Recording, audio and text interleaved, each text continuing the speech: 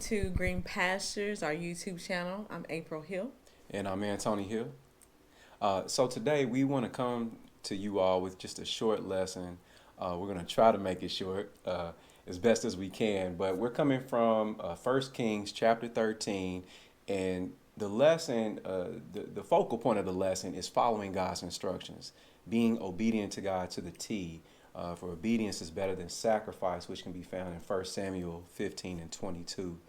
But again, we want to bring you back to 1 Kings chapter 13. Is dealing with a young prophet that was given specific instructions from God, and he deviated from those instructions, which ultimately led to his demise. And we're going to relate that to our life, and we want you all to do the same for you. It helps to do introspection through the word.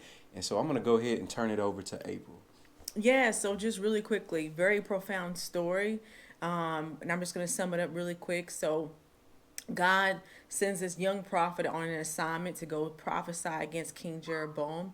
God, King Jeroboam. Keep going. You good. Okay. Yeah, keep going. Yeah, I got to grab the door. Excuse me. Keep going. Okay. So, the young prophet speaks against King Jeroboam. Every word that God speaks through the young prophet, God brings to pass right then and there. The altar was rent, the ashes were poured out, and so when King Jeroboam puts out his hand to say, "Hey, lay hold of the young prophet," his hand dries up, and so then after the word was performed, he says, "Entreat God for me that my hand may be restored." And so his hand was restored. So the point is that the young prophet had just uh, was on this assignment. God was with him, and then here's the interesting thing that happens.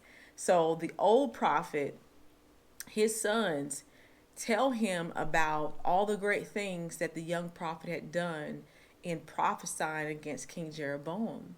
And so there were specific instructions that God had given to the young prophet. So I'm going to read these. This is in chapter 13, verse 9. It says, "For so it was charged me by the word of the Lord, saying, Eat no bread, nor drink water, nor turn again by the same way that thou camest." So these instructions God had given to the young prophet. And so with that, the King Jeroboam, after his hand was restored, he says, "Come eat with me." And so the young prophet was very adamant and said, "You know what? Even if you gave me half of your house, I will not come eat with you," because of the charge, the instructions that God had given to him.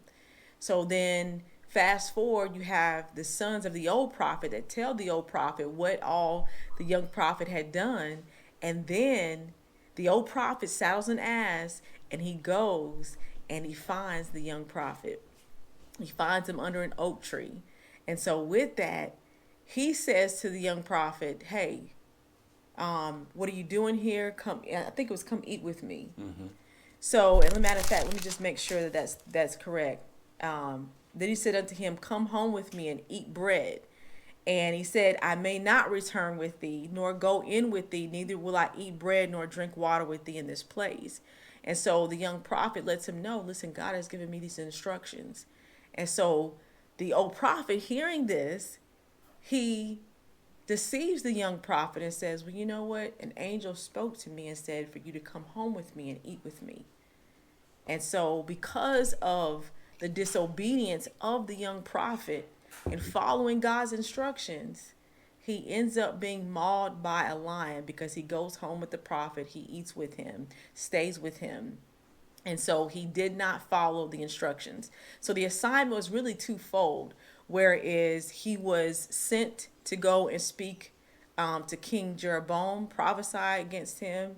And then the second one was he was being tested for his obedience. Yes, yes, and again, that's the point of the topic is being obedient to God's instructions, and it's very imperative and it's vital to make sure that we don't deviate from God's instructions when He gives us instructions, Yeah. because it can lead to our demise, and it just doesn't have to be a physical death. Right.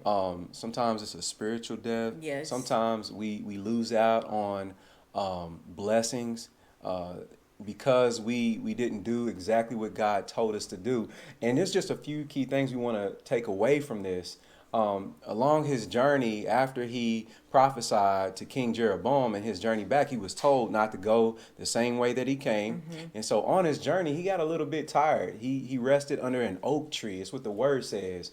And it just, what came to our mind is, we can't get weary in well doing. Sometimes when God gives us instructions, we don't consider the we don't consider the endurance that the journey is going to take, the endurance that the instructions is going to take. And when we encounter the elements of the journey, and those elements can come in many different forms. I'm thinking physical, but you also got spiritual elements too that can wear you down along the way. And sometimes we can't afford to take that rest. We got to see the mission through until we reach our destination. Yes. And so, maybe if he didn't take the rest under the oak tree, maybe he wouldn't have been intercepted by the old prophet. Maybe he would have reached his destination without any distractions. Before the old prophet reached him. Exactly. Yeah. Exactly. So if God tells you to go, you go. You don't stop. You finish the mission along the way. And God will give you endurance along the way. Don't take it upon yourself always to find the break that you need. Sometimes what we need to do is we need to lean on God, and not sometimes, all the time. Acknowledge God in all your ways. And God will give you that breath, a second wind that you need to keep it going. And so, again, we looked at, it was obedience is better than sacrifice. That was 1 Samuel 15:22. But also endure to the end. And so, let's see, I pulled from that, consider the journey. Galatians 6:9, which is, let me make sure. And while you're doing that, I can actually make a point too. Yeah, go ahead. So what I felt like was very interesting is that, we can sometimes deviate from the instructions of God because something makes sense to us. So, for example, the young prophet, he was very adamant about King Jeroboam. When King Jeroboam asked him, he said, come eat with me. And so he said, and I will give you, he said, come refresh yourself, eat with me, and I will give you a reward. Well, it was easy for the young prophet to know, I'm not going to eat with him. But when the old prophet came and presented that same offer, it made sense to the young prophet that, well, maybe, God wouldn't give him those instructions, or he wouldn't lie to me. And so because of that. No, and you led it into my next point. I got stuck at Galatians. Okay. But that leads us into Isaiah 55:8-9. And the note that I put down again is just consider the journey, the hard times, because what happens when God gives us instructions, we don't account for the distractions that we may encounter. We want to take it upon ourselves. If God said, hey, you're going to be a millionaire, we like to dream it up in our minds and make it an easy road sometimes, but when we encounter obstacles along the way, then it makes it difficult for us to endure to get to that point of the promise that God gave to us, the promised land. And so we have to be careful with Satan because his distractions come in many forms, in many different ways. And so it was easy for the young prophet to discern what the king was trying to do. But when he was on his journey, what he didn't see coming was this older prophet, more seasoned prophet that would deceive him. That's what I was and getting so, at too. Great point, because Satan does is he likes to switch it up on us. He dresses things up, he puts a bow tie on it, and he makes it pretty, and it distracts us away from what God instructed us to do. So that leads us to 1 Peter 5:8. And what it reads, it says to be sober, be vigilant, because your adversary, the devil, is as a roaring lion who walks about seeking whom he may devour. Yeah. And I think the unique thing about this story is that he was devoured by a lion. I know. At the end. He was devoured by a lion. Literally. He was killed by a lion. And so we want to be alert. We want to make sure that we're vigilant, that we're on the watch. And, it's not to be paranoid, but it's just that we have to be, what does it say? Wise as serpents, harmless as doves. Yes. That's what the word says. Yeah. And so we have to make sure that we're watchful when God gives us something precious, not to let Satan come and steal it away. No matter how much it makes sense to us, if that makes sense, Hmm. because sometimes we, oh, well, God doesn't mind this. He doesn't mind an old prophet, me going to his house. I know not to go to King Jeroboam's house, but not the old prophet. And so you have to understand when we talk about obedience is better than sacrifice, obedience is very important to God. It is better than sacrifice. Yes. And so it resulted in his demise again. So it's very, very important. Yeah. And so, and there's another story that relates to that. I referenced First Samuel.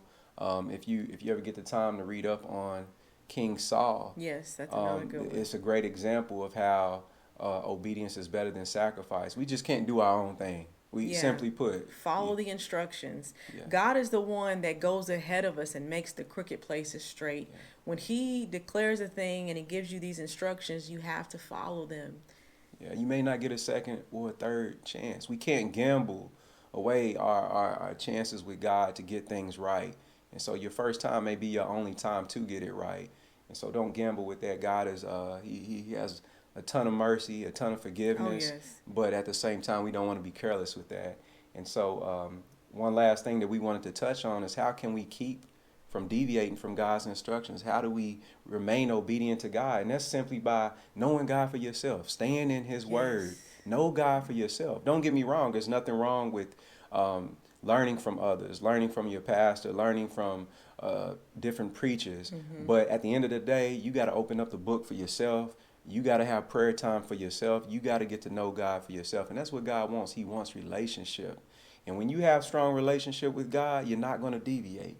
No, and you're going to understand that God would not give, the very opposite instructions to another person. He would give them to you. So, the young prophet, he didn't know that. So, Yeah. we don't know. We kind of question whether his relationship was as strong as it should have been, Yeah. or did he know God for himself? So, Yeah. Was he as close to God as he should have been? he should have been. Yeah. So endure to the end, be vigilant, be sober, be vigilant, be watchful in these, especially in these times that we're in. But we want to go Perilous ahead. times. Yes, Yeah. perilous times, but we got the victory because the Lord's on our side. That's right. So be encouraged. Yes. And we're going to go ahead and wrap this up because we went past our time. Yes. And we hope and pray that you all receive something from this that you can take with you. We want to encourage you again, get in your word. We love you all. Thank you for viewing this. And pray for us as we'll be praying for you as well. And Thank you. thank you. And God bless.